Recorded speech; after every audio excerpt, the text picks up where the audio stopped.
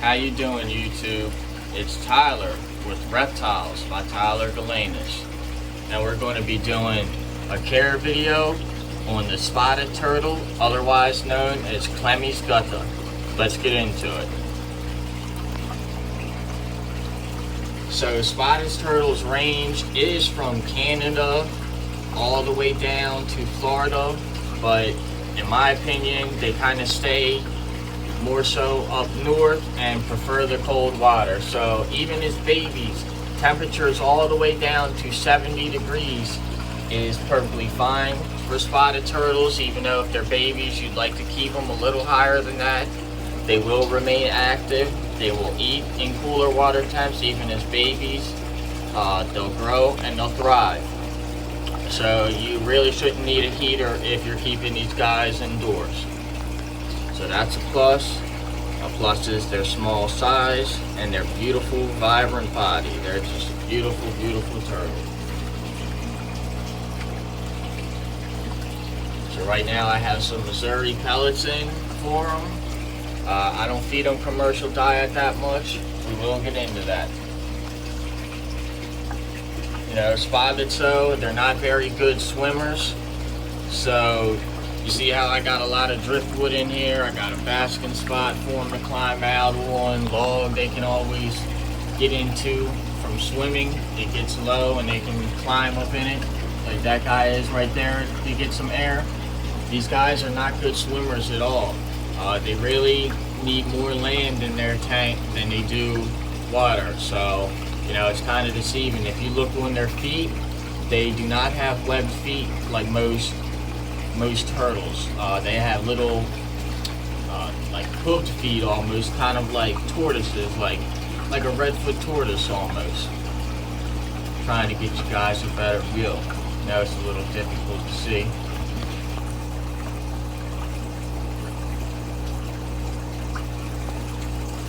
See? It's almost standing like a tortoise under the water.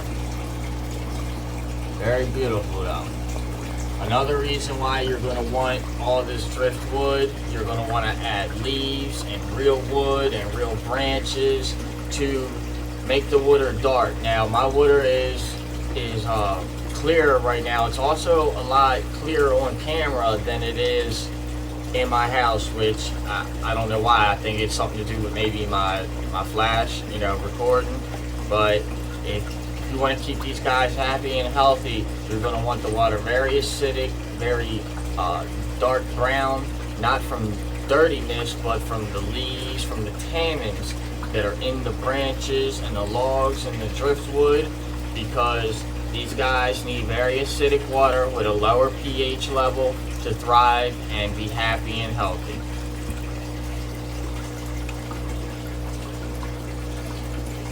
So where you would find, you know, spotted turtles in the wild from Canada all the way down to Florida would be in slow-moving streams, wet fields, flooded forests, marshes, bogs, woodland streams.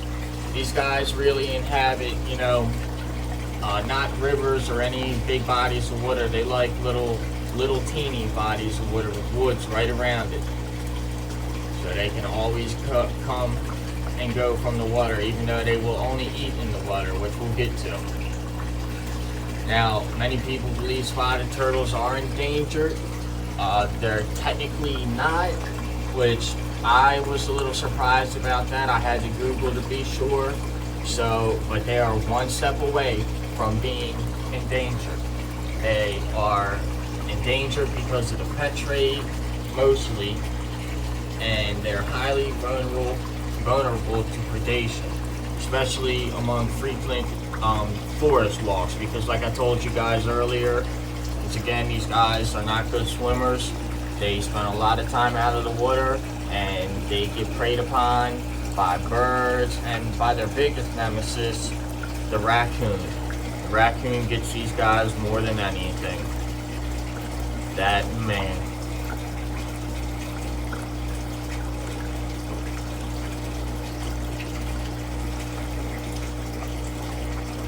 But habitat loss has also crippled the species as well, so That's another issue. But another cool thing about spotted turtles is that every spotted turtle is unique. Every spotted turtle has a random amount of spots, random amount of spot size, spot placement, etc. Every spotted turtle's pattern is like a human being's fingerprint. They all have their own little pattern. It's really cool. So if you get a spotted turtle, yours is the only one in the world like that.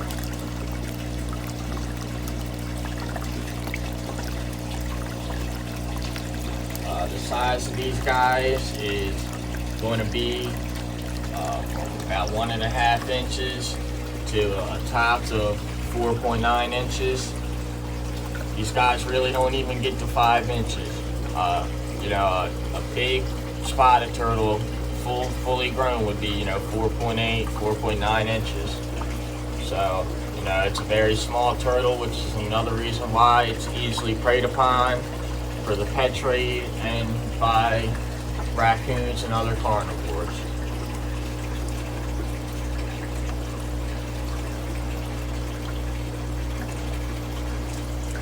So the diet of this turtle in the wild is a little different, I guess, than what we feed in captivity. So let's get into it. They are active hunters in the wild. They spend a lot of their time foraging. And so I can't ever seem to keep the camera up to them. They just keep disappearing on me. They're omnivores. They eat exclusively in the water. They eat plant matter like green algae, aquatic vegetation, wild cranberries, and other plants. Animal or protein meals consist of worms, slugs, millipedes, spiders, crayfish, tadpoles, small frogs, salamanders, and many species of small fish. Prey is eaten dead or alive, but it is always eaten in the water. So, if you guys are gonna put a heater on these guys, good temperature I like to keep mine set at is 78 degrees. Like I said though, even cooler is fine. The captive diet that I feed these guys is crickets, worms, mealworms, cut up meat, which would be fish, chicken, beef. I also like to feed these guys dubia roaches. I do feed them Missouri diet occasionally, as you can see. I also feed these guys fruits as well. I feed them fruits like strawberries, cantaloupe, mango, blueberries, and they're all dusted with calcium. Every single food item on the list other than Missouri, make sure dusted with calcium. For housing, you really don't need a huge tank for these guys. Mine is just it's like a 4x2 plastic tub, and they're extremely happy in here. Just make sure that you keep the water very acidic and you keep it low with lots of stuff for them to climb out on. So, I know this wasn't the best care video. I hope you guys learned some things. If you guys have any questions, feel free to leave them in the comment section. Please like, share, and subscribe. Help these little spotted turtles grow up, and plenty more that I got. Turtles, that is. And keep the thing going. We appreciate you, YouTube. Have a nice day.